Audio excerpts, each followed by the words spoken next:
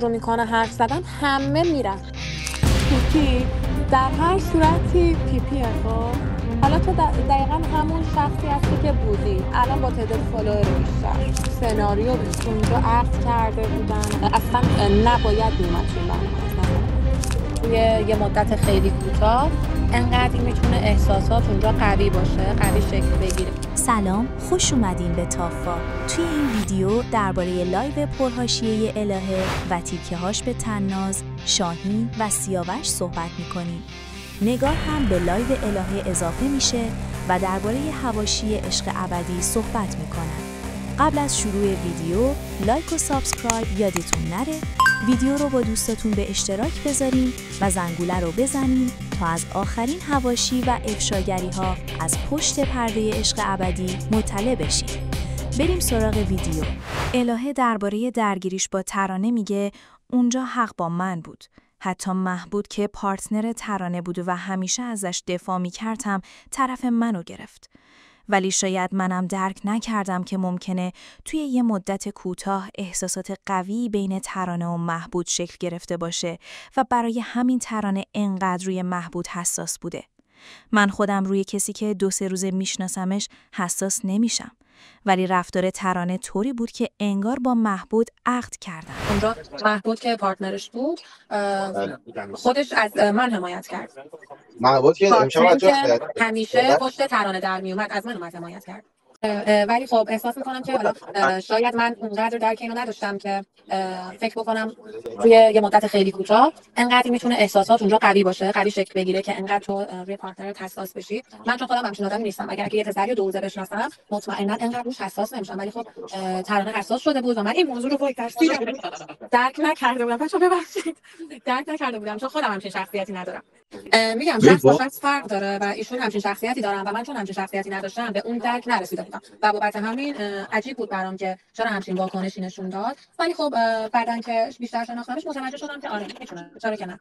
برای منم خیلی عجیب بود که انگار مثلا اونجا عقد کرده بودن یا همچین حالتی بود. الهه میگه یکی از دلایلی که همه با ترانه مشکل داشتن این بود که مدل حرف زدن و ابراز احساساتش مورد تایید خیلیا نبود. سفدا میگفت احساس ترانه به محبود هوسه، ولی هر کسی فرق میکنه و باید احساسات ترانه رو قبول کنه. آره، یکی از دلایل این که خیلی مثلا گارد بود نسبت به ترانه همین ابراز احساساتش بود. چون یکم متفاوت از بقیه بود، خیلی روش گارد گرفته بودن به خاطر اینکه اصلا نمیتونه صحبت کنه. درسته. بعد حالا مثلا سفدایی که میگفتش که هر لحظه میگفت عاشق نمیتونم محبود بودم، من عاشق شدم اینا. دختر اینجوری احساساتش رو درست میده، یا باید قبول بکنی یا باید قبول بکنی. باید قبول کنی ما فرو میکنیم. الهه درباره طناز میگه اون فقط برای پول اومده بود توی برنامه. طناز اصلاً درکی از این نداره که نباید برای پول هر کاری کرد و مثل یه سری بلاگرای اینستا دنبال اینه که به هر قیمتی دیده بشه. الهه به طناز توهین میکنه و میگه یه سری آدما ذاتشون کثیفه و قرار نیست تغییری کنن هر چقدر فالووراشون بیشتر بشه. من وقتی اونجا بودم برعکس طناز خانوادم برام مهم بودن و توی فکر این بودم که پدر و مادرم اگه این برنامه رو ببینن چه فکری میکنن. برای همین رفتارای عجیب و غریبی مثل رفتارای طناز نداشتم.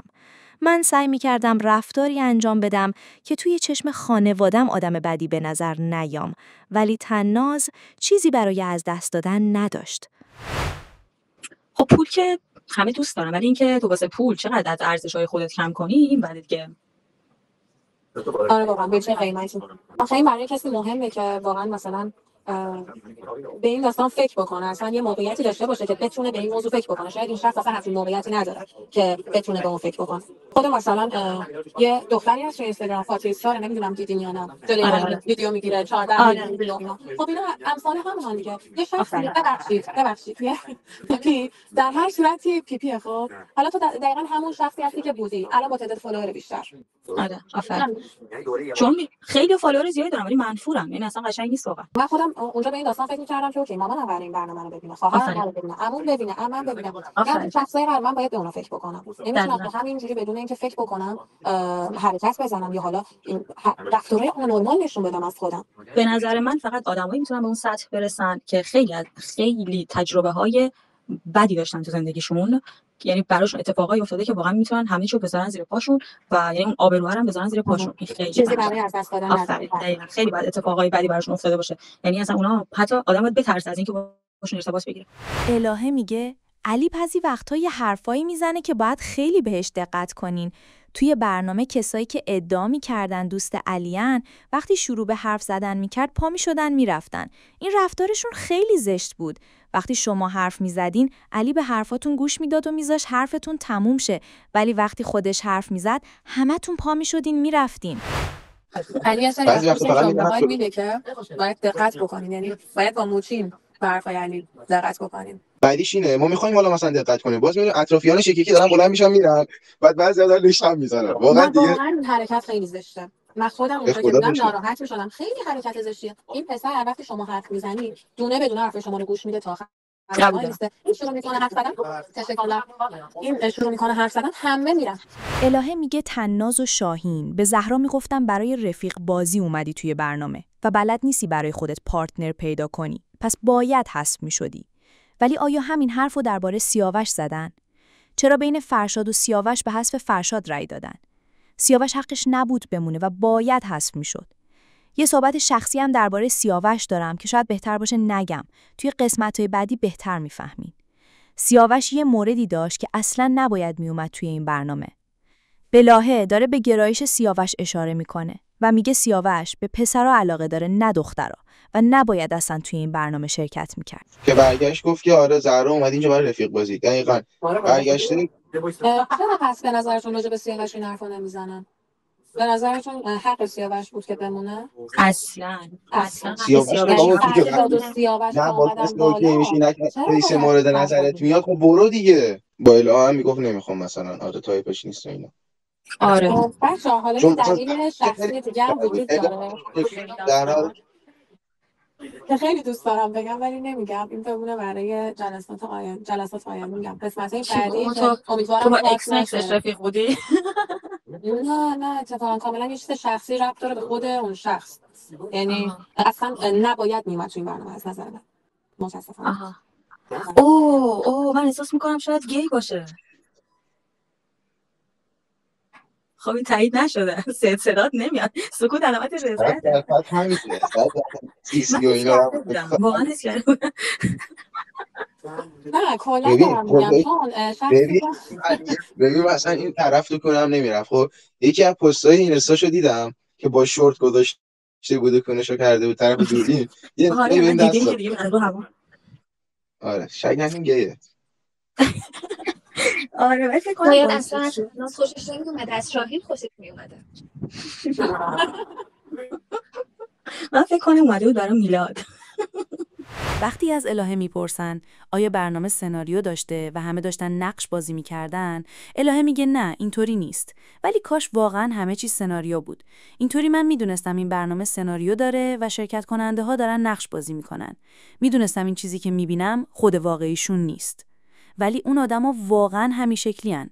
الهه در ادامه میگه این آدما با هم دوست بودن، نه اینکه فقط همو از دور بشناسن، با هم دوست صمیمی بودن. این که میگن استانبول کوچیکه و ما همو میشناختیم دروغه. این آدما خیلی صمیمی‌تر از این حرفا بودن.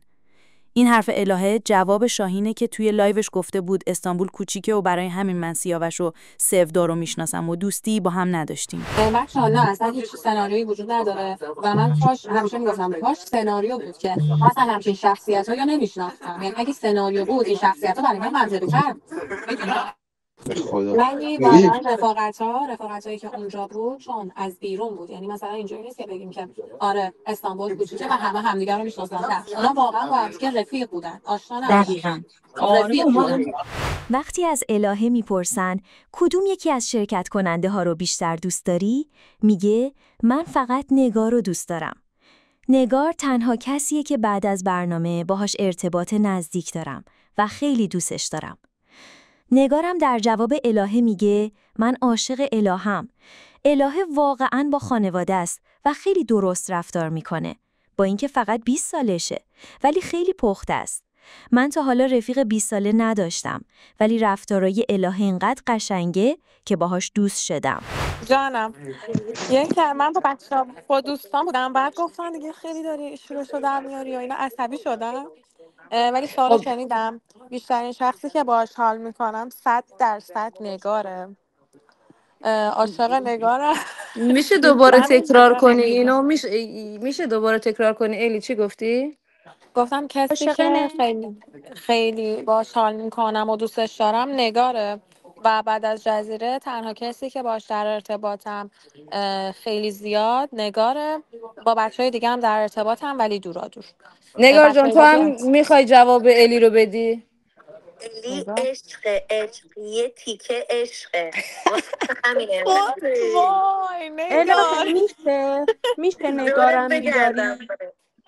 عاشقتم عشقم.